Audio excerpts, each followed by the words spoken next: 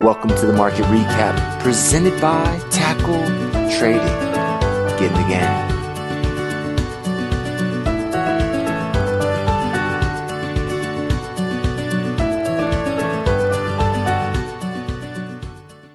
Good afternoon, Tackle Traders, and hello, YouTube. This is Frank coming to you with the market recap for Tuesday, the 18th of June.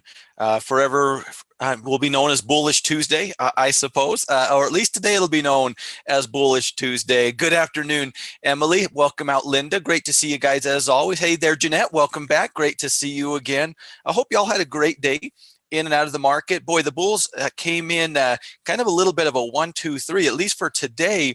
You know, we have stimulus talk out of the ECB.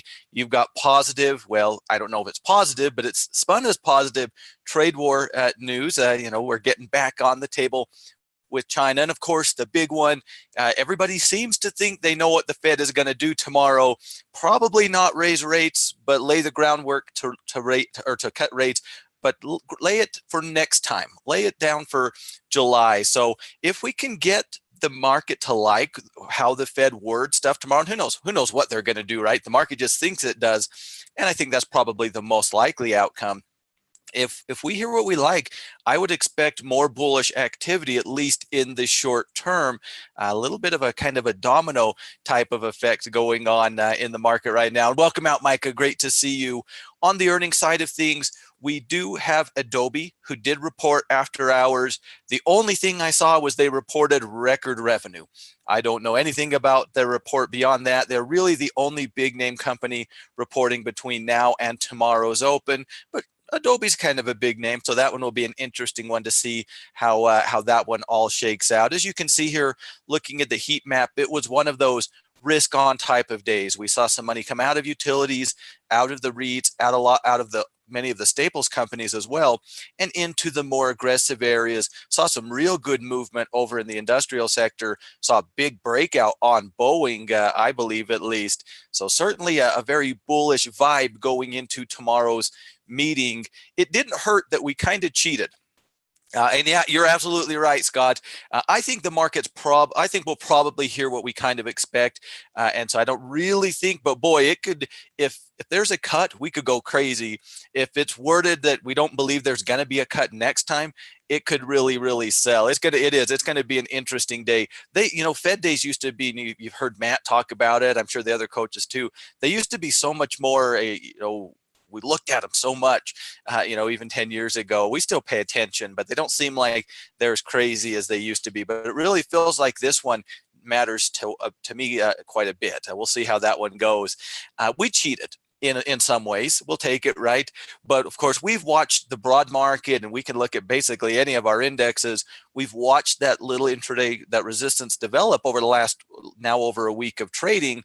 And we gapped right open above it on the S&P. We pushed right above it on the Dow Jones, and we were basically pushing right above it on the NASDAQ. So right out of the gates this morning, we broke resistance, and at least the short-term resistance that we've been dealing with, broadly speaking, and that really just kind of got things moving. We kind of simmered down, as you can kind of see. The second half of the day was a whole lot of nothing. We had our nice pop, we had a little pullback, and then pretty much a flat line throughout the rest of the day. As it looks like, yeah, okay, that's a good start. Let's see this Fed stuff tomorrow, and then we'll continue to go crazy or regret our decisions, right? So, and welcome out, Patricia. Zach, great to see you guys. I hope you're doing well. Hope the market treated you kindly here today. From a purely technical point of view, this is a pretty good signal in my mind. We've watched this little sideways action for over a week now within the market, and clearly breaking above that. I do think we have to call that a bullish signal. I honestly believe that barring something weird from the Fed, it's not too far until we're, threatening these all-time highs. They're not that far away. That doesn't take that much of a move. I understand that, but those are what my expectations. A break beyond that, all of a sudden, we're talking about a good old-fashioned breakout, right? If we can work into those highs and take them out.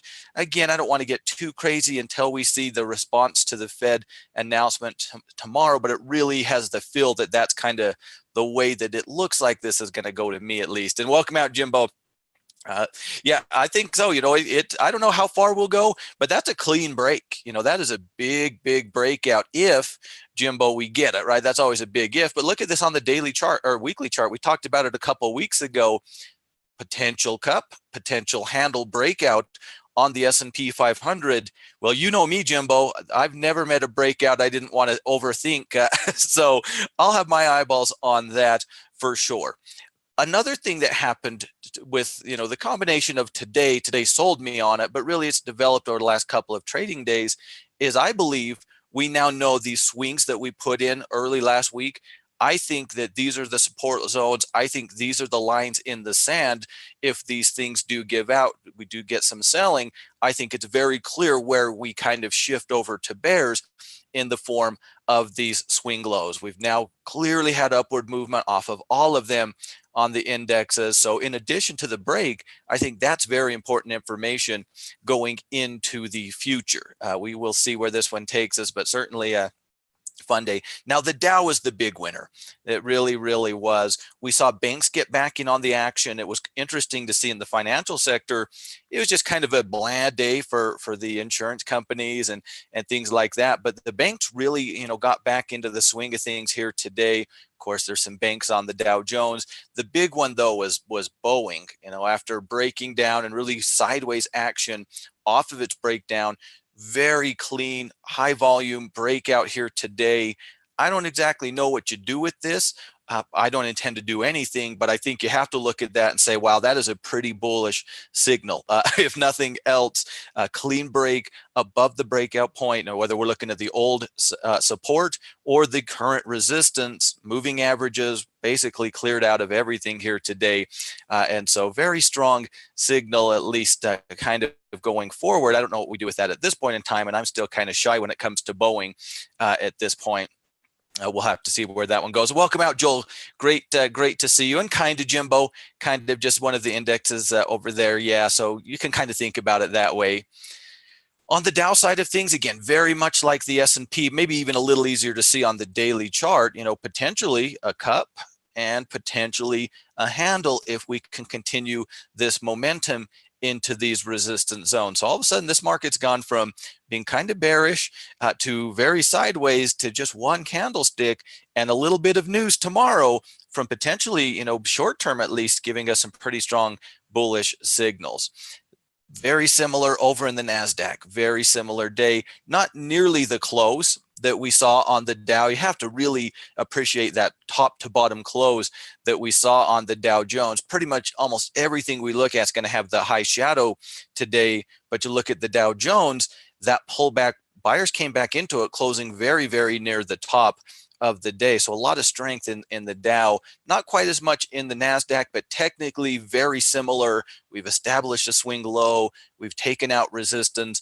We're not going to get the little cup and handle that we might get on the Dow and the S&P, but there's not a lot of resistance until these highs. And there really isn't. Maybe Adobe having a good report. We've looked at many of the tech companies, and the big part of tech, of course, in my mind lately, has been the semiconductors. And while they're not out of the woods just yet, many of them are showing strength. Most of them created higher lows or held their support zone. Looking here at the ETF here, many of them look very similar, where we actually created a higher low and have shown upward movement. Now, we haven't broke resistance, and we could look at many, pretty much any of them. Some of them look a little bit better, like AMD, maybe SNPS, but most of them look very, very similar. If we can continue to see some movement in the semiconductors, along with the Microsofts, the Ciscos, we know these guys are either hitting all-time highs or knocking on the door. We've got Adobe at least coming out with partially a good report here tonight. I don't know the entirety, but partially. Maybe this could be another one of those catalysts to push things going. So we kind of have some news catalysts that could at least get buyers excited short term.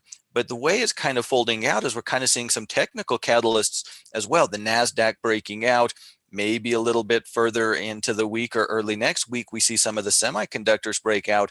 Could be one of those little domino type of situations. At least that's what I call them, where just kind of one thing falls into place right after another.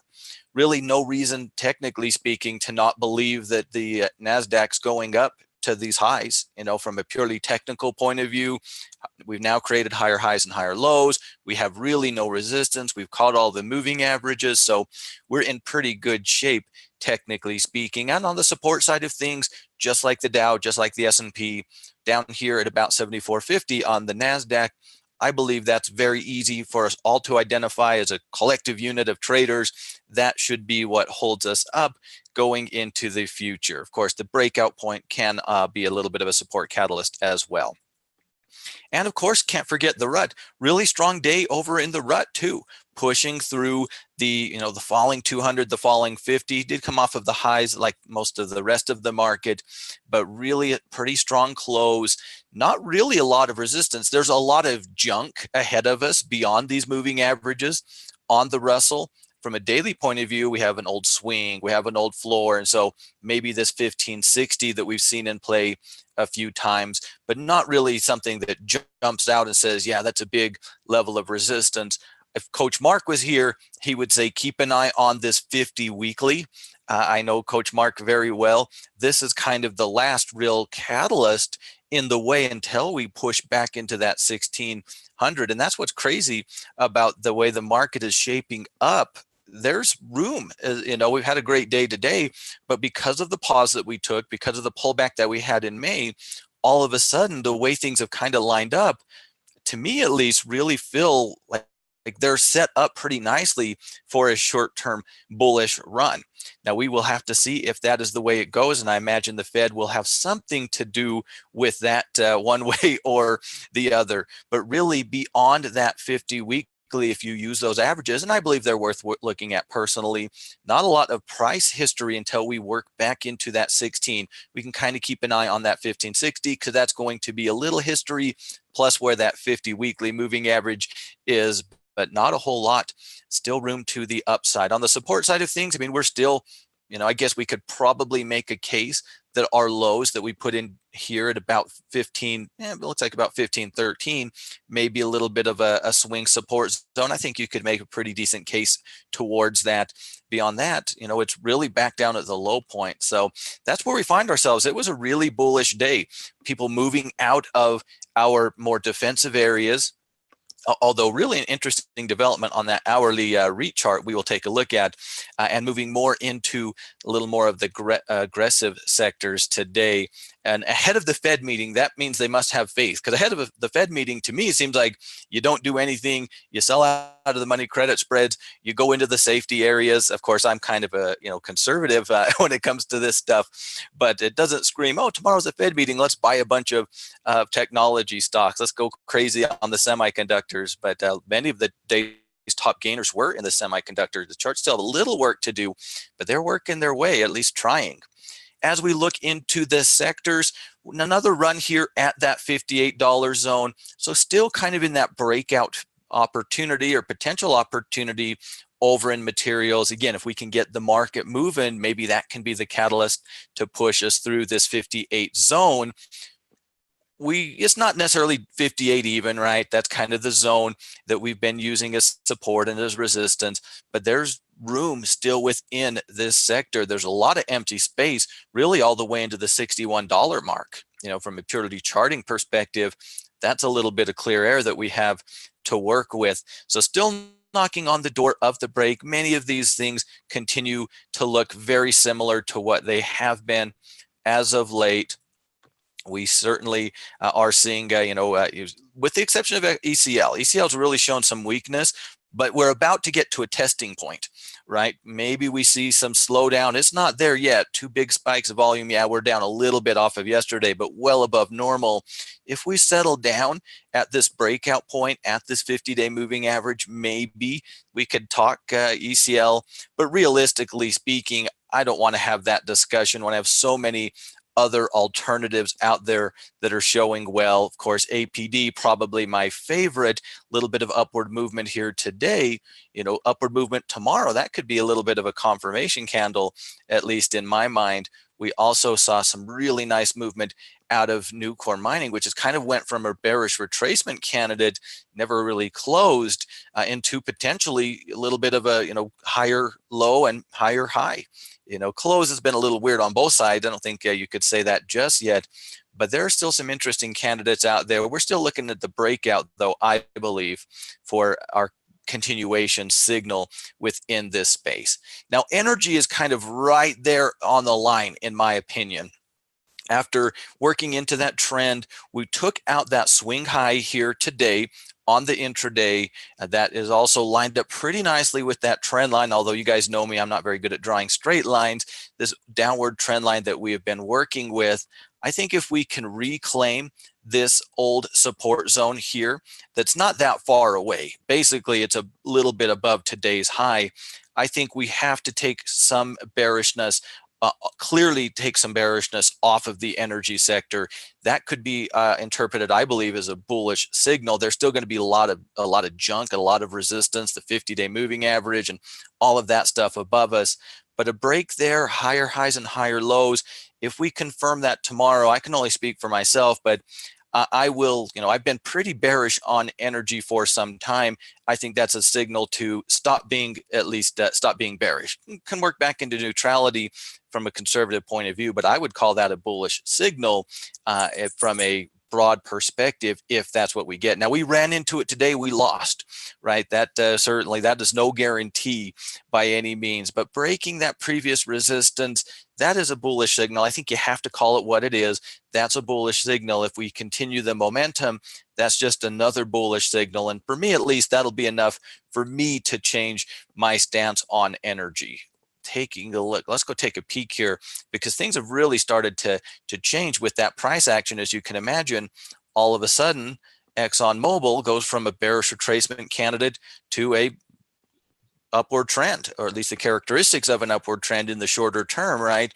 Still, I don't love that we have a falling 50 about to meet that 200-day moving average, but price-wise, we are seeing those higher highs and higher lows. We saw what looks like now just a little bit of a pullback on Chevron. They've shown well, but it's a lot of the Conocos and these guys that all of a sudden, that's violating trend with much more upward movement in my mind. Again, is that enough to make me want to be a bull? I don't know, but I do know it's enough to make me not want to be a bear.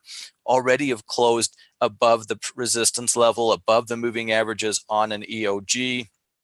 Oxy, they are kind of always the whipping boy, it seems like, even when energy is performing well, they seem to be lagging behind these days. So yeah, there's one that still looks, I guess, like a bearish retracement. SLB kind of catching those moving averages, again, going from a potential bearish retracement to basically a confirmed support bounce in my mind. And of course, our mid caps, or our mid streams, they're starting to, they've held up well, seeing some nice movement. So all of a sudden, we're also getting crude knocking on the door of resistance. These energy stocks with a little upward movement can, in my opinion, at least be knocking some bears out, which of course could prompt some bulls to get in. So this is going to be an interesting battle, one where I'm going to change my opinion if the bulls win. Over in the financial side of things, it was the banks. It really was. Many of our insurance companies just kind of had a day. We're up a little, down a little, not a whole lot of interesting activity across the board, although we did see some movement in American Express that was certainly interesting. Really solid movement early, did come off of those highs, but certainly hit a new all-time high today. Not a bad day at the office for American Express, but it really was. It was the banks. And there was somebody in banks I was looking at, and who was it? I drew it on there. I don't think it was Citigroup. It was Bank of America. Bank of America kind of illustrates a little bit kind of what I think we're seeing in the banks, and they've kind of lagged a little bit, right? As of late, they've not necessarily done terrible, but they've lagged some of the other industries within the financial sector. If you look at Bank of America, all of a sudden, this is potentially a reverse head and shoulders, isn't it? Where we're seeing, I don't think we have the signals on Lilly, but I think we could argue on 3M, Emily. We'll take a peek at both of them here before we're done, because I think it's worth taking a peek at. But here on Bank of America, we've got potentially a left shoulder, a head, and now potentially a right shoulder. If this breaks, that would look like a reverse head and shoulders. That would certainly look like higher highs and higher lows. And that kind of illustrates kind of what we're seeing in the banks. Now, not everything looks as great, but you could make a very similar argument, at least from a breakout perspective, on a JP Morgan. Wells Fargo, yeah, I don't know about that, but they've held up a little bit better. We took a look at Citigroup at first because I clicked the wrong one. You can make a very similar case. If we take out this resistance, there's a little bit of room to the upside. So today's strength that we saw in the financial sector, it really was banks, because when you look at our insurance companies, just another day. Travelers did try to break on the intraday, but as you said earlier, Jimbo, it's a close is a close is a close, right? But you have things like our lows just kind of hanging around in the bullish retracement zone. So if you think about how this one could be lining up, we could see some of these banks breaking out with some of these insurance companies having recent bullish retracements. That's certainly an interesting one, although I still think the most interesting breakout candidate or financial stock is actually FNF here. You have to kind of look back a little ways to look at it, but this is dealing with basically a huge zone of resistance, a big old cup, little old handle at a major historical price point.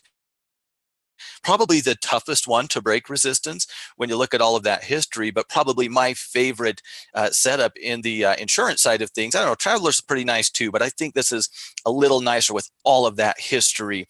So I will keep an eye on them. So we're seeing some interesting things. And if we can get the banks back on board with the financials, along with, the CMEs and the ICEs of the world. I mean, we've seen great movement in them kind of in that pullback mode as well, right? CME, I mean, you could, maybe even start thinking about constructing an entry as early as tomorrow. And if CME isn't your exchange of choice, you could make a very similar case for ICE. Or I don't follow NASDAQ. I'm just assuming here that it's going to have a very similar setup. Yeah, showing even a little more relative strength maybe in the last couple of trading days. So, I think you have to like this area. We've got potential breaks on the banks, nice pullbacks within the areas that have really propped us up as of late, most notably insurance and the exchanges. A very interesting area from a bullish point of view if we can get through tomorrow's Fed meeting. You look at the ETF too, and it really kind of shows. I mean, it's not a lot of money, right, between where we are and our next level of resistance. But there's nothing until we get into that $58 range. There's just empty space. So there's a little bit of upside room in this sector as well. Of course, industrials. So let's kind of go with MMC since we're already talking financials, Jimbo. MMC's gonna. Oops, you said MMC. Yeah, I was gonna say what is that? There we go. 1-2 views. It's just going to feel right in line with all of our other insurance companies. I think you could make a strong case from a pullback perspective. These guys are one of the more intriguing simply from a risk to reward perspective, right? You can kind of see it kind of put together, have something today. I don't think we have that turnaround candle, but whatever our signals are, whether it's above today's high, above yesterday's high, above something on an hourly time frame, whatever it might be, that's a pretty decent little pullback from a risk to reward perspective. Just working back into our previous swing high seems like it's going to be appealing from that side of things. So it's really there's going to be lots of opportunities, Jimbo, in the insurance pullback if we want it. It's going to come down to, option liquidity, if you're trading with options, price, if that's a factor for you, risk to reward, who's giving me the most upside, pullback versus breakout, like on something like FNF, that is a great breakout candidate in my mind. And I'm going to have something else because these things could easily run without that breaking out. But so we're going to have a plan because I don't think we can trade them all. Right? I guess we could, but I don't think that's the way to go about it personally. I think this fits right into there with the rest of the insurance companies as far as trading opportunities go, Jimbo. It's a little easier to trade with stock, in my opinion, on Marsh & McLennan. It's not terrible, but it feels a little more comfortable with stock, in my opinion, on MMC, Jimbo. And let's take a quick peek at Yeti, and then we'll take a look at the industrial sector. And yeah, you're absolutely right, Emily. Very similar type of a situation where maybe, just maybe, that's a failed breakdown. We're challenging some old resistance. the 50-day moving average. So, we could argue we've even broken out a little bit here today, although I'd probably like to see it recapture that 50 personally before I got too excited. But again, that's just me. I think you have to agree we've recaptured the 9. Now we have not only recaptured the 9, we've turned that 20 around, and it's gone from working down to working up. So we've captured a little bit of momentum, had a decent little spike of volume here today. There will be challenges on a Yeti, and I generally prefer things that don't have challenges. As you probably can understand, knowing me, Emily, I like things that don't really have a lot of resistance. It's not that it can't win the fight, and it's not that it doesn't offer a good risk to reward ratio. It's just I have to sit through the 50, and then I have to sit through this old support, and I just generally prefer things that don't have a lot of stuff sitting on top of them. It just makes it easier for me to manage the trade, at least mentally. So over here on the industrial sector, we took a look at Boeing. Boeing's a big part of any index or ETF it's in, right? And so very strong day. We've looked a lot at this 77 history over the almost a year now that we've been looking at this price zone. I think we could honestly use a continuation. If we take out our last week's high along with take out today's intraday high, I'm going to call that a break of that 77 area. It's not going to quite numerically line up perfectly, but I believe that is more of an area than a specific number, and 77 really does stand out. But I believe that would be the signal. I believe there's going to be upside in the industrial sector as well. It's really tough. I don't want to look at everything and think, wow, bullish, bullish, bullish, bullish. But I look at everything and I'm just seeing so many more signals. If we can just get a little more movement, we have a potential catalyst that could get us that as soon as tomorrow. If we can get a little bit of movement, all of a sudden we're seeing breaks of resistance all over the place. We're seeing interesting pullbacks, in several areas of the market. It's just really hard for me to see from a purely technical perspective. The bears basically have to hold resistance across the board, if you will, on some of these ETFs and push us back down and then have us break support. That, of course, can happen, but it seems like it's just a lot easier. The path of least resistance is let's just push through some resistance. We've got a little bit of room to run, whether it's in financials, materials, industrials, technology, pretty much you name it, your area probably has some room to the upside. Of course, we looked at Boeing, and that was a heck of a break. I think you have to call it that. Emily brought up 3M, and I think you have to say that this is a signal, Emily. Now, is it enough to want to be bullish? That's going to be up to us individually, I think. But I think just objectively, and why I always like technical analysis is it takes my opinion. Of course, I'm down on 3M because most people are down on 3M. It's been an easy thing to be lately, right? And so it's hard to be excited about them. But objectively speaking, we have now created higher lows and higher highs, especially with a little bit of continuation off of this on tomorrow's open. If we just look at this, that's an upward trend, right? If this is the only history we have on 3M, we're saying, oh, well, it makes higher highs and higher lows, let's buy, right? So I would absolutely say that is a signal to the bullish side of things. The bearish retracement, I believe, has been taken away. I think at this point in time, from a bearish point of view, at the very least, we have to violate this new trend line that we've developed. You could also argue break the pivot that we set up here a couple of days ago. But for me, at least, for my trading rules, I can't sell until one of those two things happen. I can either, set up an entry if we close below this trend line, or if we violate our swing low right here. So for me, yeah, I don't have to be a bull, but I can't really be a bear in the short term, at least on the daily side of things. Now, if we go into a weekly time frame, we're going to have some challenges. We've got that weekly 9. We've got the old history. I'm not going to be trying to enjoy the reversal of 3M personally. There will be other times, in my opinion. There are things that are in upward trends, things that have shown strength, things that are going to be breaking out. I'm not going out of my way to find something that's potentially reversing. I'll grant that it is showing some signals, though, at this point in time. That's not the areas that I'm going to be looking for from a bullish point of view, though, for better or worse. I can understand the argument, though, because, hey, if this is the bottom, this is really the first higher high and higher low that we put in since the good old days, right? It wasn't that long ago that we were looking at this pullback on 3M together, right? I think I remember that one. I hope that one was good for you guys too. So there's room, right? There's room for us to go. And so I do understand from a risk to reward perspective that side of things. Like I said, for me, it seems like there's going to be easier paths on areas in the market. But I would get it. We break out on the industrial sector. Boeing's back in play potentially. The market's liking what it's seeing from the Fed. All of a sudden, that could be an interesting one. Yeah, it was absolutely a great, and it's been a good stock for both sides. We had a nice bullish breakout, back in early April. We had a really easy to work with, in my opinion, at least pullback. Then we had earnings, so this didn't get us, right? This was something that we knew was ahead of schedule. Been very, very bearish on a momentum play after breaking support, very bearish. So yeah, it's been a pretty well-behaved stock, and that's why when you look at this turnaround signal with as well as it's been behaved lately, I think you'd be unwise to just write it off to say, hey, it's just a day at the office. Yeah, everything was up today in the market. Certainly, I'm not surprised 3M's up too, but we had lots of options to buy today. Somebody had to be the money that said, oh, resistance, cool, let's go buy some more, right? Certainly wasn't me, but it certainly was somebody. Now, we are going to have a few things going within this sector beyond Boeing, beyond 3M's, two very big names for sure.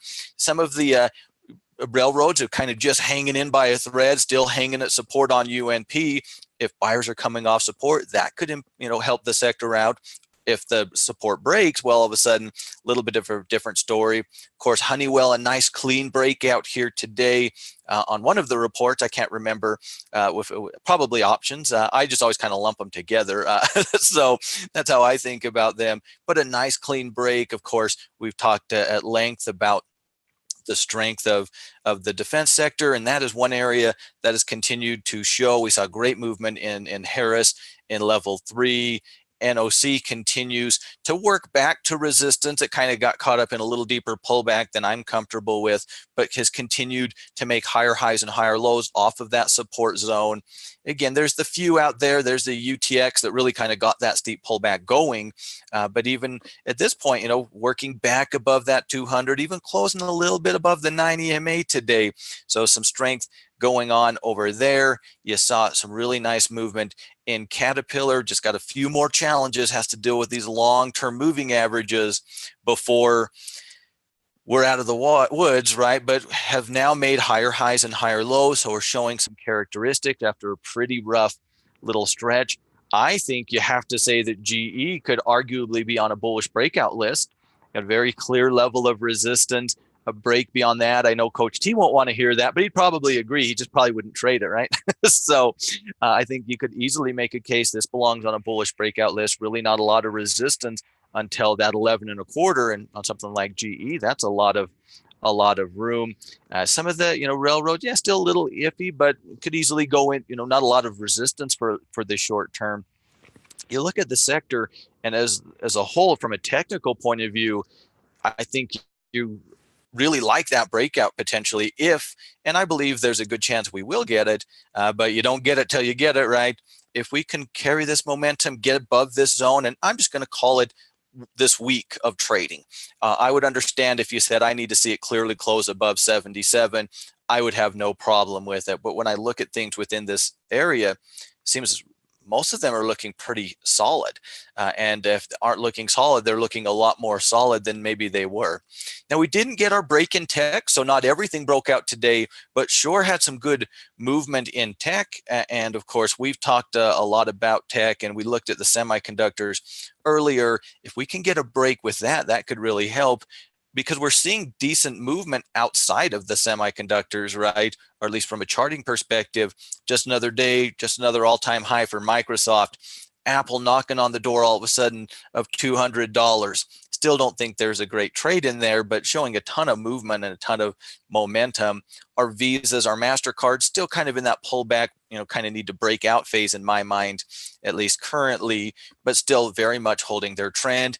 Intel really starting to get back into the swing of things, much like some of those energy companies. We've kind of created that lower high, created that higher low and are trying to kind of reestablish a little bit of at least the characteristics of an upward trend. Now, of course, I think the most interesting chart in technology, at least the big names, is still Cisco. I still love this chart from a technical perspective. Nice little consolidation, right? You look at it on a weekly, it looks like it just big run up, pull back, and nice consolidation. We've seen that on some of these ETFs many times before, right?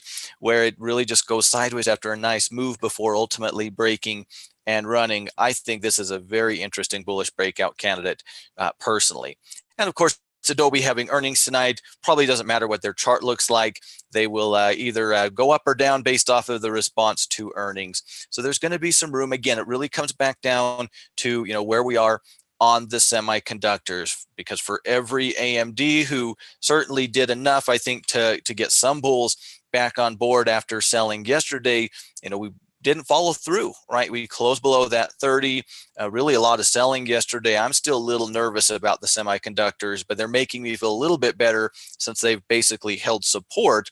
Just need them to break that resistance before I can get too excited. But that's just me.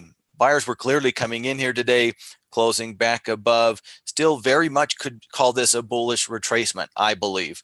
And so there are going to be catalysts out there. We saw Micron, but so many of them look just like the semiconductor ETF. Still have little room to go before they're breaking or at least challenging resistance. And that's still my biggest personal hesitation on tech, because I look at Microsoft. How do you not like that? I look at Cisco. Well, I really like that as a breakout candidate. Personally, one of my favorite looking charts right now.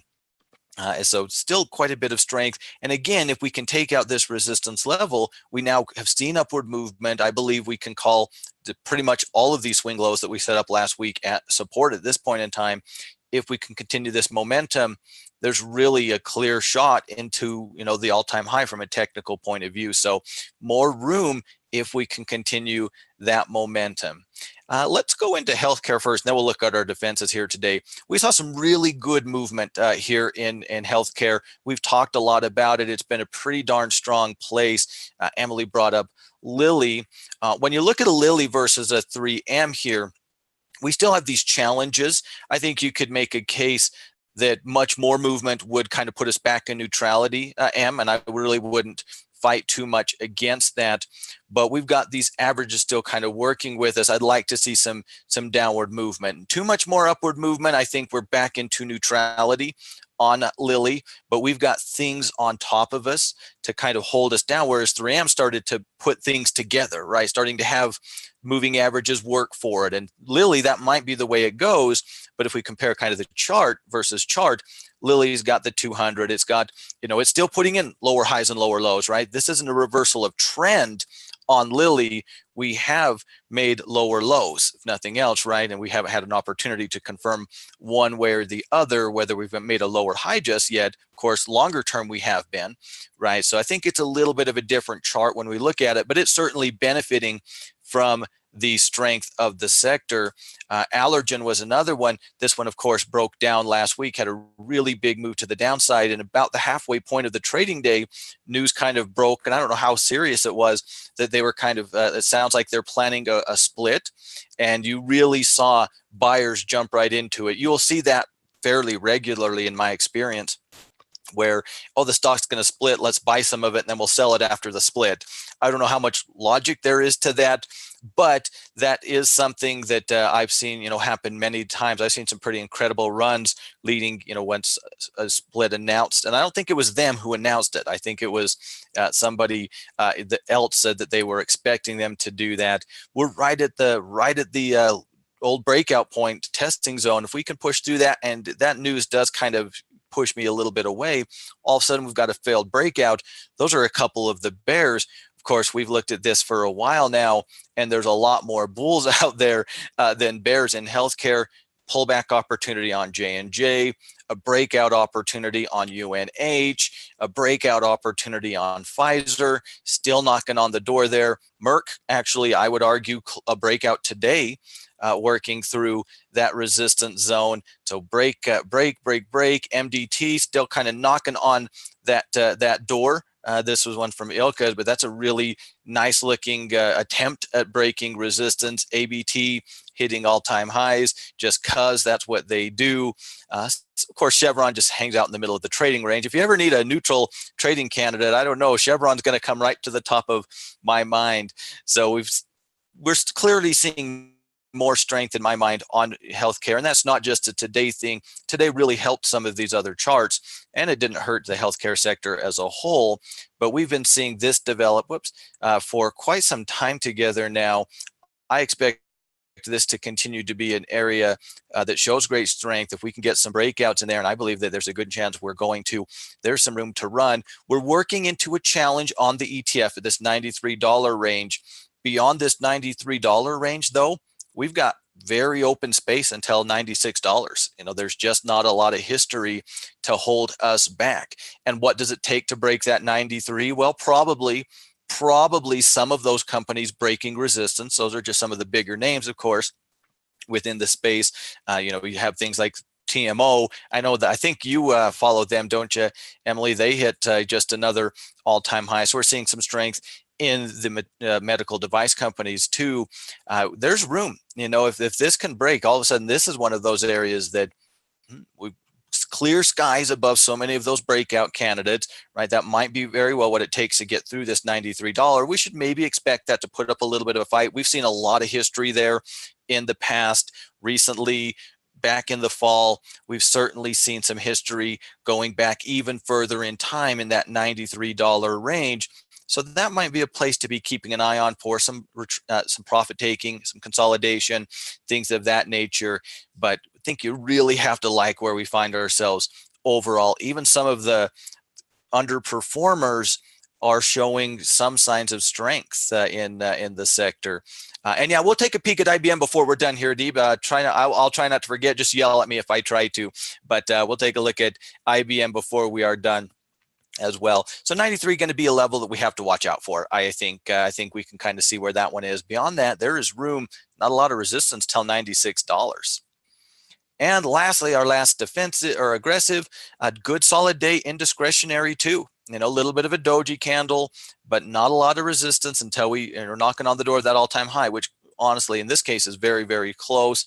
Just seeing more strength in here. Again, like we talk a lot, I think you're picky. I think you look at this on a case-by-case basis because we have some of the brick and mortar companies that don't tend to perform as well. But Home Depot breaking out, not the greatest looking candle, but breaking resistance here today.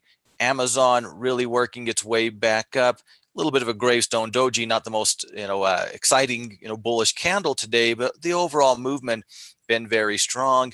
McDonald's still developing to one of those high base breakout candidates. Nike, I don't know if you guys have been following Nike, but they've been fighting at this 50-day moving average for like a week and a half, finally pushing through it here today on a little bit of volume, a little bit of a spike, nothing crazy. So we're seeing some good movement. Starbucks, maybe we're going to get a pullback on them. We've got Lowe's is going to have a little bit of a battle. They're kind of running into their 200-day moving average. So we're seeing still a little bit of a mixed bag, but I think just like we've kind of watched it develop over the last week, it's slowly but surely feeling like more of these charts are looking strong versus weak, especially the bigger names, the more heavily weighted companies within the ETF. This is an interesting chart from a technical point of view because, of course, this is it. This high point here, this is as high as this ETF has ever been. So a break of that is a nice clear air break if we get it. So we do want to keep an eye. That certainly hasn't happened yet. That's going to put us just shy of 121 on the resistance side of things, but more strength over there. No, I just forget about communication services.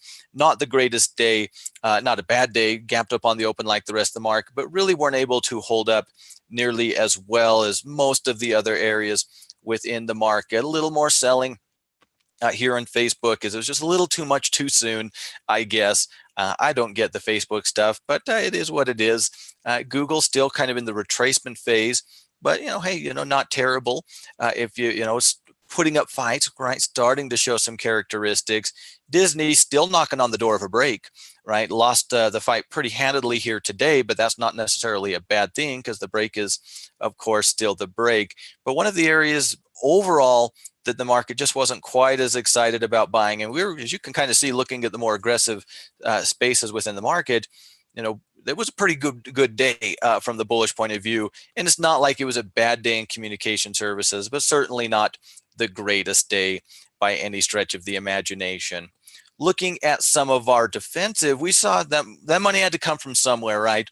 And today, at least, it was from the more defensive areas. Pretty good bearish candle over on staples, as it looks like we wouldn't mind a pullback here anyway, right? This has been one of the areas that's been very good to us overall as of late. A little bit of a pullback would not be a bad thing, in my opinion, at least within this sector. We can look to these old highs on the ETF right around that $58 mark to be that first price point from a pullback perspective. I hope here on Friday we're talking about some slowing candles at that $58 mark, so we're ready for Monday and some pullbacks in this sector. If we want to look at it from a bullish point of view, now I think we have to break above this little high that we put together over the last week of trading for really the signal to potentially get in back in. I think we're looking at a pullback is the best scenario for us. And now that we have maybe some money going elsewhere, maybe we can actually get it within the staples. Overall, our trend still very much intact, even the 9 EMA holding here today. So certainly hard to be bearish, but certainly a bearish candle, certainly closing near the lows of the day. If you look at the 15-minute chart, they really are kind of the low point of the day. Not, there could be some more downward movement if we see a little bit of selling, I think, when we look at this ETF, which is just going to line up potentially at least some bearish opportunities there if we want them, or some pullback opportunities potentially a little later. Well, probably now at this point next week. It is already Tuesday. So over in utilities, very similar. Right, we did come off of the lows pretty nicely on utilities, and we really saw a big volley at the end of the day. I would imagine maybe there was some short trading on the intraday. It was pretty bearish right out of the gates. We sold, retraced, and so it's pretty bearish on the sector overall throughout most of the day. I would imagine that last little volley that we had at the end of the trading day was most likely a combination of some short traders covering. But again, this is utilities, and we've seen it in utilities, we've seen it in anything that's strong. Bulls don't need great reasons, right, to keep buying into the sector. They'll happily buy into strength, right? We see it time and time again. A break still going to probably be the easiest signal for a continuation of the trend. As long as we're holding 59, anything in between is just a pullback opportunity in my mind on this on the utility sector. It's hard to turn on utilities.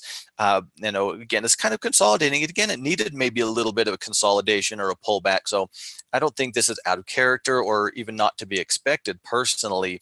It was eventually going to happen.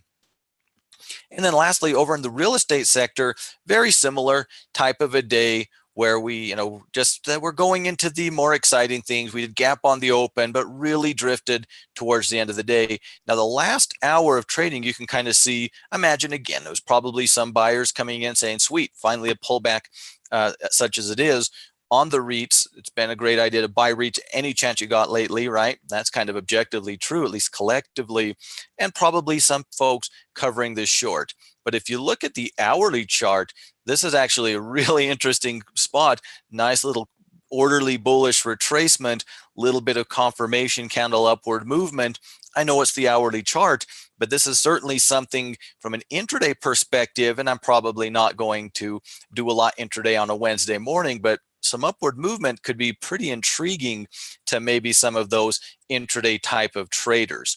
If they don't show up, really, I think we are looking at the 9 EMA as that first level of support for us to kind of watch for that pullback. Anything, broadly speaking, within the REITs, within the utilities, within the staples, are there going to be some bearish charts out there? Absolutely, and I'm open to it. Now all of a sudden we're looking for bearish trading opportunities, right? Because we're seeing so many more bulls develop right now.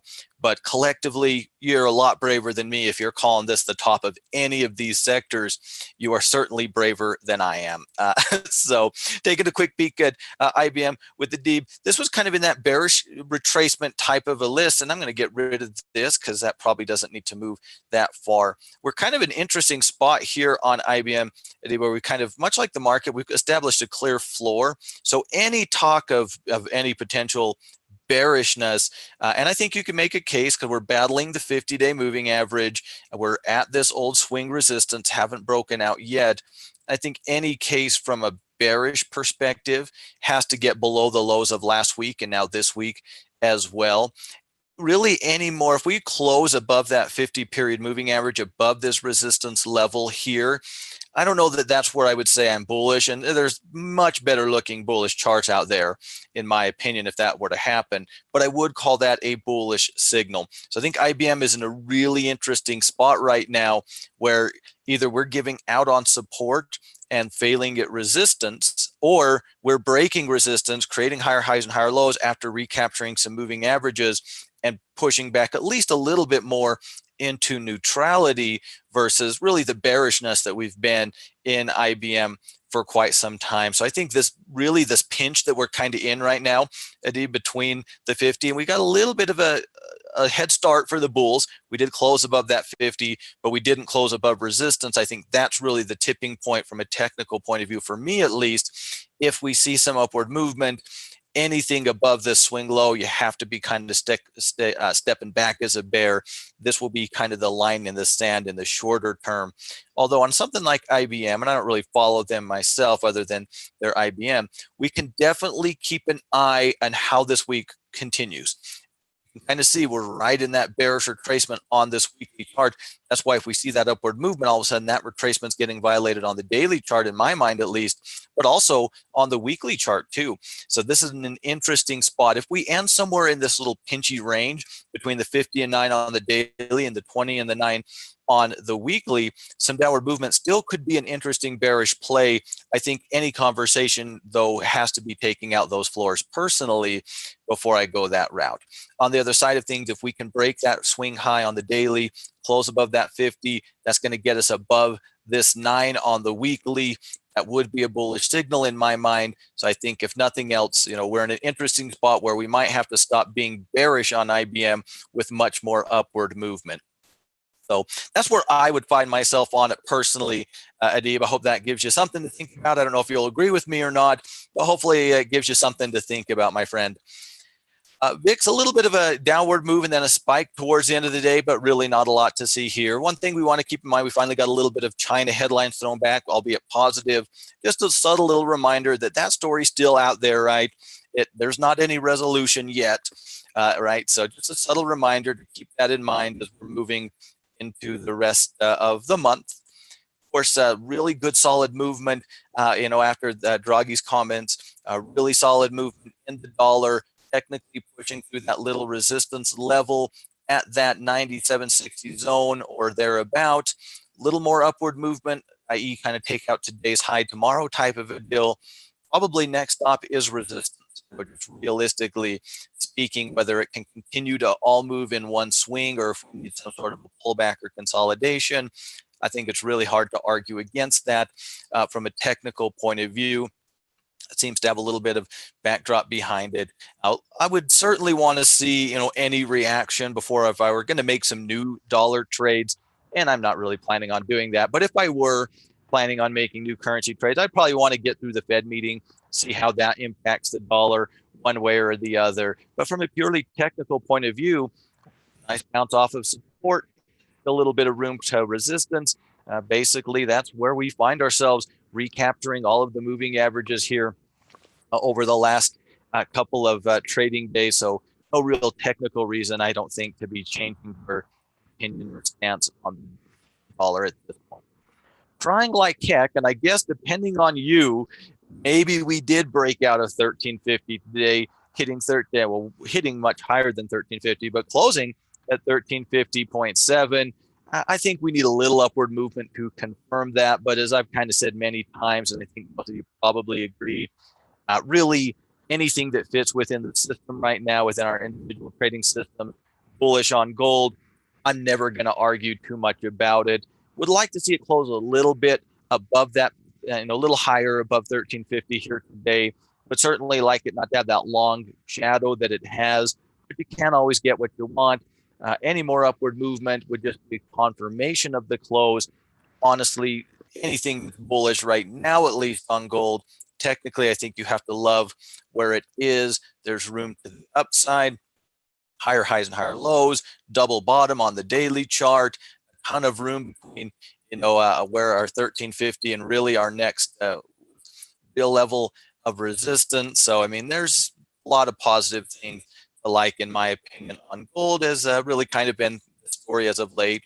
Silver, a good day too, and still not able to close above that 15, but darn it, it tried. It did break 15 here again today. We created that higher low, still waiting for that break for that higher high.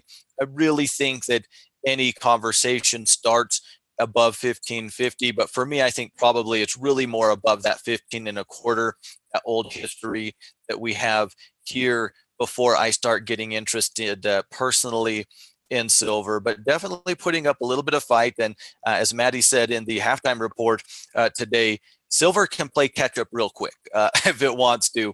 And that's why there's room, right? We can get above this 15 and a quarter, which gets rid of the 15, gets above the weekly, the daily moving averages, and there's going to be opportunities if that's the case. On the other side of things, really hard to create much of a bearish trade, in my opinion, right now on silver. If that's where my head is, maybe we can kind of put together this little trend line, and a violation of that trend line could be where those discussions start. A shorter time frame. Let's see if we can see that a little more clearly. What we do there, where we've created this upward trend. If that trend line gives out, maybe that's where we can see some selling, but that would probably be more applicable to an intraday than maybe a swing trade. So probably a difficult area to try to swing trade to the bearish side, at least right now.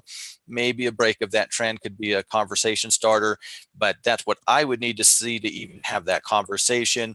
But to really think, for me, getting above all of the junk, there's beyond that junk, there's not much. Right, beyond those, when we reclaim that 15 and a quarter, we'll have a swing that we'll have to keep an eye on. But there's some pretty good space until we get into above $16. I think it's worth waiting for. If I'm trying to play metals, I'm probably going gold right now.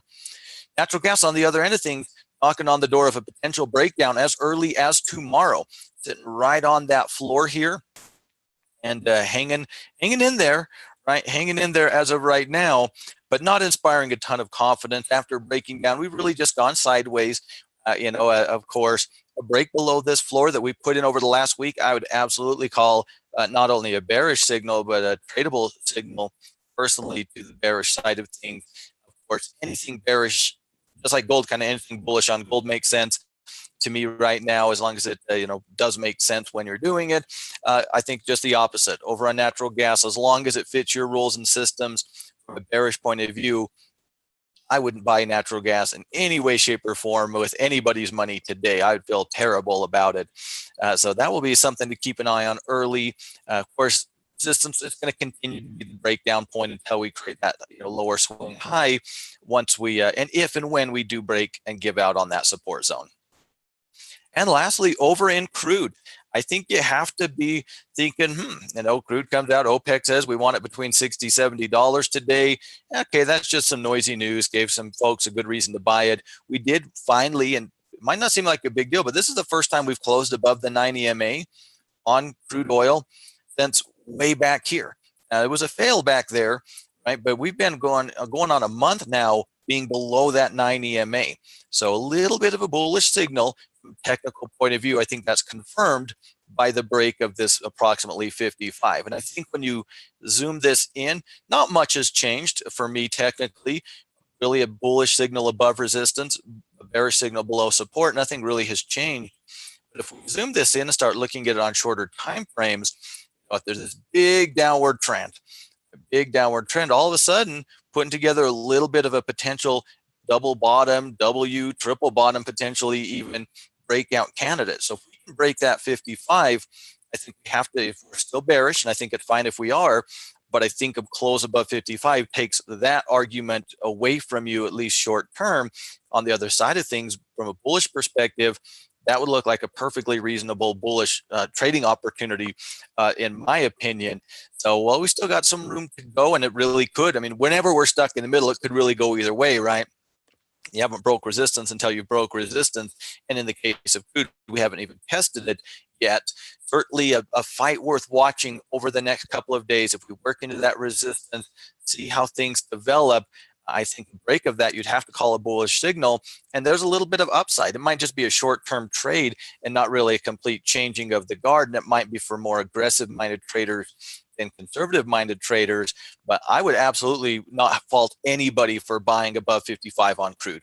From a technical perspective, I think technicals will line up very nicely from that side of things, at least for a short-term upward move. There will be lots to deal with. I don't know that we'd want to call that the bottom or anything. There will be challenges ahead of us, but that's a fight worth looking at. Just like the break to the bottom side, hey, whenever you're stuck in the middle, you talk a lot about the end that you're closest to, right?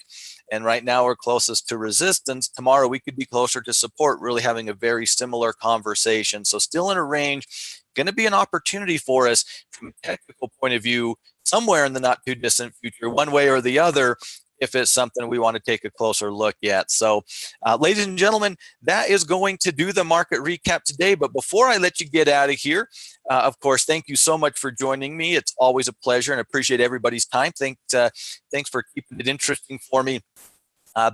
Make sure you head over to the Tackle Trading Instagram page to vote on the stock for us to take a closer look at.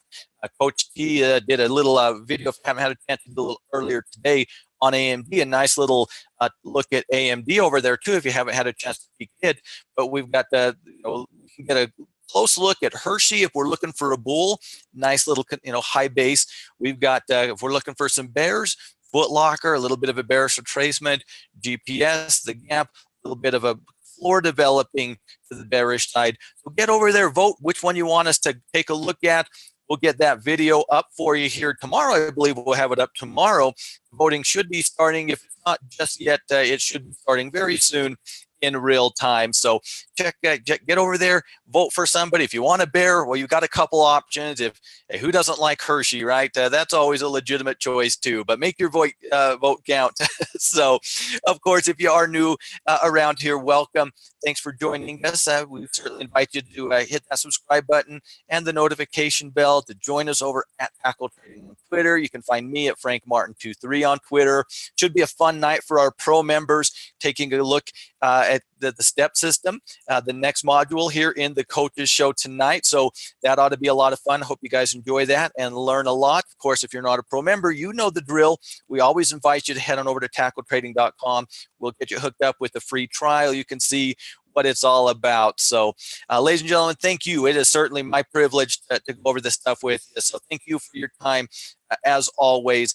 Guys, get out of here. Have a fantastic rest of your Tuesday. Enjoy the coaches show here tonight. And I will see you guys same time, same place here tomorrow afternoon. Thanks, everybody. Have a fantastic afternoon. Bye now.